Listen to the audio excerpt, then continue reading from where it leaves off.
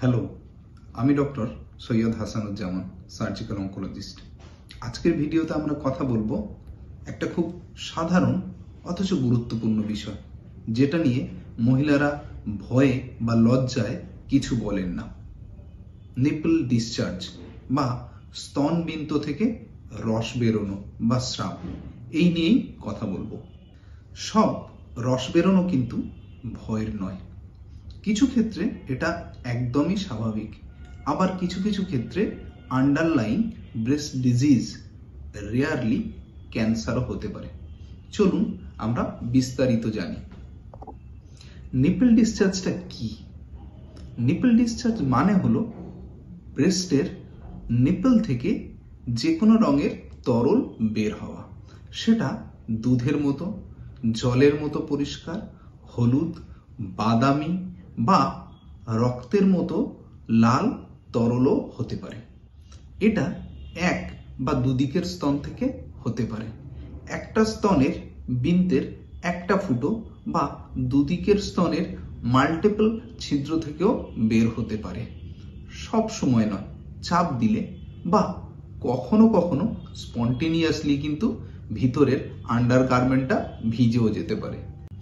এখন আমরা জেনে নিই নিপল থেকে রস বেরোনো কখন স্বাভাবিক, অর্থাৎ ভয়ের নয়। যেমন গর্ভাবস্থায় বা বাচ্চাকে দুধ খাওয়ানোর কিছুদিন পরে, কিছু কিছু ক্ষেত্রে জন্মনিরোধক বড়ি খাওয়া বা মানসিক রোগের ওষুধ, কিছু হরমোনাল ট্যাবলেট খাওয়া।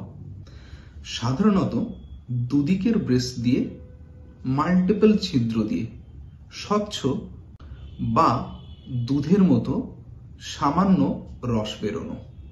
বেশিরভাগ ক্ষেত্রেই এটি ভয়ের কিছু নেই। এখন জেনে নিই কখন নিপল ডিসচার্জ হলে সতর্ক হওয়া দরকার।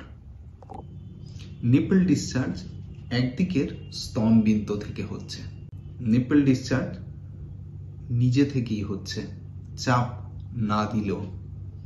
কালারটা রক্ত মিশ্রিত বা গাঢ় বাদামি রঙের। সেই সঙ্গে স্তনে একটা ফোলা, লালচে ভাব, ব্যথা বা স্তনের উপরের চামড়াটা কমলালেবুর খোসার মতো হয়ে গেছে। বয়স 40-এর উপর এবং প্রথমবার নতুন নিপল ডিসচার্জ শুরু হয়েছে। পুরুষদের ক্ষেত্রেও কিন্তু নিপল দিয়ে রস বেরোতে পারে এবং সেক্ষেত্রে বেশিরভাগই পুরুষের স্তনবিন্দু দিয়ে রস বেরোনো অস্বাভাবিক। মনে রাখবেন, 1% ক্ষেত্রে কিন্তু এটি ব্রেস্ট ক্যান্সারের লক্ষণ হতে পারে, তাই ঝুঁকি নেবেন না। এখন নিপল ডিসচার্জ হলে কি করণীয়?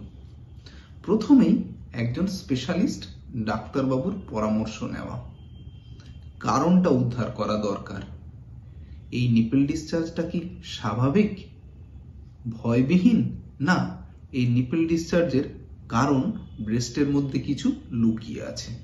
এর জন্য প্রয়োজনে ব্রেস্টের আলট্রাসোনোগ্রাফি বা ম্যামোগ্রাফি দরকার হতে পারে, কারণ এর পিছনে ইন্ট্রাডাক্টাল প্যাপিলোমা, ডাক্ট একটাশিয়া এবং খুব বিরল একটা কারণ ব্রেস্ট ক্যান্সারও হতে পারে। যদি প্যাপিলোমা বা ডাক্ট একটাশিয়া থাকে, একটা ছোট্ট অপারেশনের দরকার হয়। ইনফেকশন থাকলে কিন্তু অ্যান্টিবায়োটিকের প্রয়োজন হয়।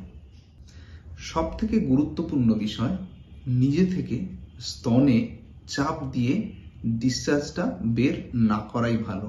এতে ইনফেকশন বা ইনফ্লামেশন বেড়ে যেতে পারে।